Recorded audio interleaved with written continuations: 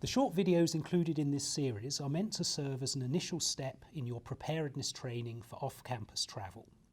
We know it's easy to get lost in the excitement of the adventures to come, but whether you are participating in the study abroad program, an international internship, research project, service expedition, or other experience, there are several important items to consider before you go.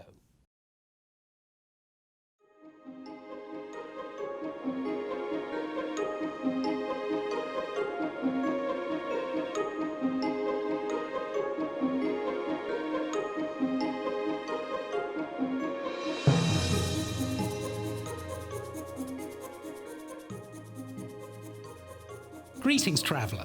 You've made plans to embark on an exciting journey, huh? Well, before you leave, let's check out some tried and true tips and guidelines from experts that will help you stay safe and healthy while abroad.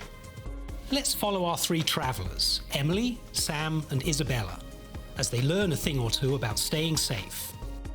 Emily is going to India to conduct her thesis research. However, before she leaves, she'll want to register her travel plans with her country's embassy. US citizens can register with the embassy online through the STEP program.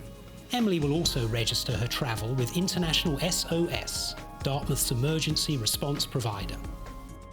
She'll also want to share her travel plans with her family and friends, including lodging and transportation arrangements and the contact information for her on-site contacts. Emily will need to dig in and do some research on cultural differences before she goes. For instance, perspectives on gender, race, sexual orientation, and religious tolerance vary across cultures. It will help minimise culture shock to know as much as possible about her host country and its culture before she goes. Emily should consider the clothing that she brings along. That nice bathing suit she got on sale? It might not get the same reaction she's used to at home. It's probably best for Emily to err on the side of caution and bring conservative, non-revealing clothing. In many countries, women are expected to cover their knees and wear closed-toe shoes. This may mean a different wardrobe than she wears on campus. Emily and her fellow interns will also need to consider appropriate clothing for their work assignments, as well as their leisure time and weekend travel.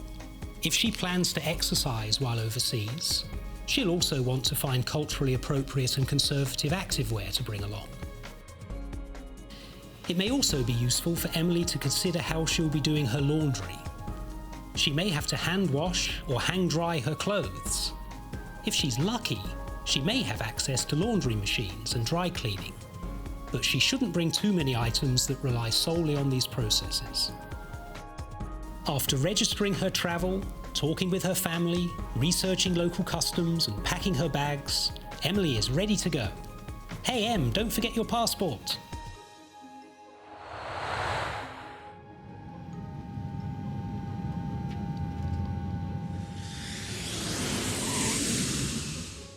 She's arrived and settled in at her accommodations.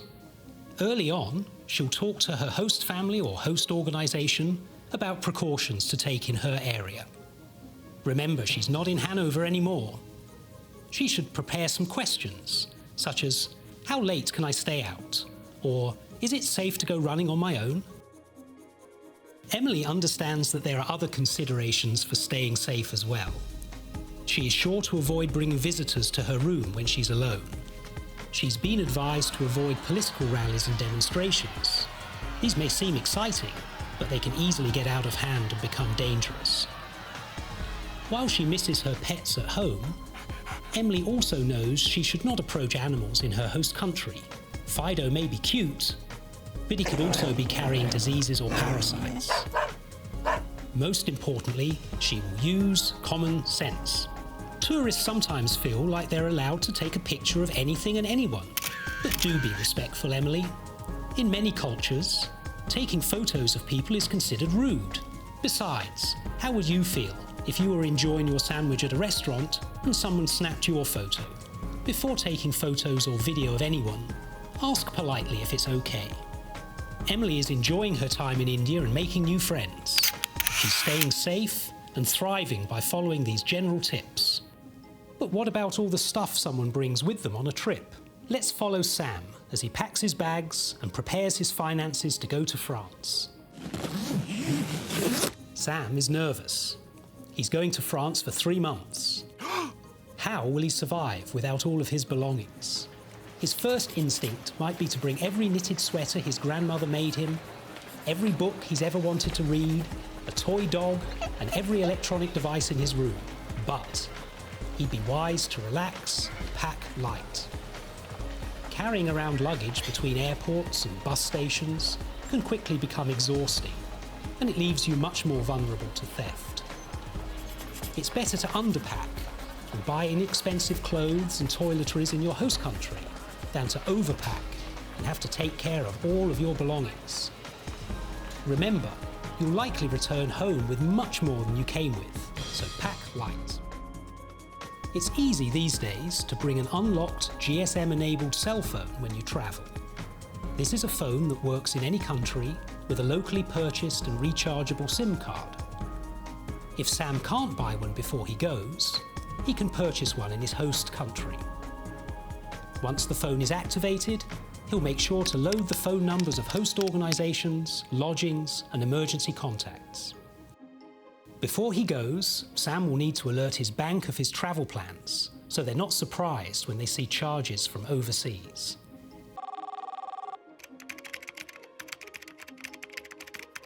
If he doesn't talk with the bank and his credit card providers about the trip, they will likely cut off his card access. Not a good spot to be in when travelling. Sam is also considering buying personal property and liability insurance to protect his belongings. This is often inexpensive and may be available through his travel agent or as an add-on to his parents' homeowners insurance. Sam is ready to go. He boards his plane and he's off. Bon voyage! Sam has arrived in France and he needs to withdraw some money. Any savvy traveller knows to go to a well-lit ATM in a public area. Always remain aware of the surroundings, especially when exchanging or withdrawing money. A crowded street corner presents many challenges. A pin can be easily seen by watching over someone's shoulder, and valuable personal belongings are left vulnerable to theft. ATMs inside banks or hotels can be good options, but still use caution and put away your money before you exit the building, Sam. Never leave your belongings unattended. Don't assume practices you can do at home translate abroad. Not only do you tempt good and honest people and risk the items being stolen, but it can leave an impression of disregard for goods that might be worth someone's monthly salary. While staying in hotels, try to lock your valuables in your in-room safe or in a safe deposit box at the front desk. Sam is off to a great start in his new home. He's packed light and remembered to be aware of his surroundings. But how is one to get around when overseas? Let's check in with our adventurous friend Isabella, who is trying out the different transportation options in Argentina. Isabella knows she might be riding a bicycle to her internship, so she's making sure to bring a bike helmet with her. It might be hard to find one locally.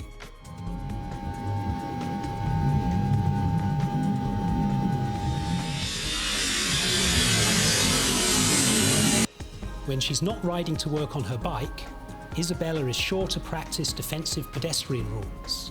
She looks both ways several times before crossing the street and never expects cars to stop for her. In many countries, cars drive on the left side of the road. Many tourists have been injured by looking the wrong way when they cross the street. Don't expect drivers to stop or slow down for you. Unlike Hanover, where cars stop for pedestrians, in most locations it's the pedestrians who must stop for the cars. Ask your hosts about the best and safest forms of local transportation. Never take rides from kind strangers. Always seek out legitimate companies with a high safety record when using buses, taxis and trains. You may pay a bit more for transport, but you'll be travelling safely. Isabella is loving her internship in Argentina and being safe while she travels.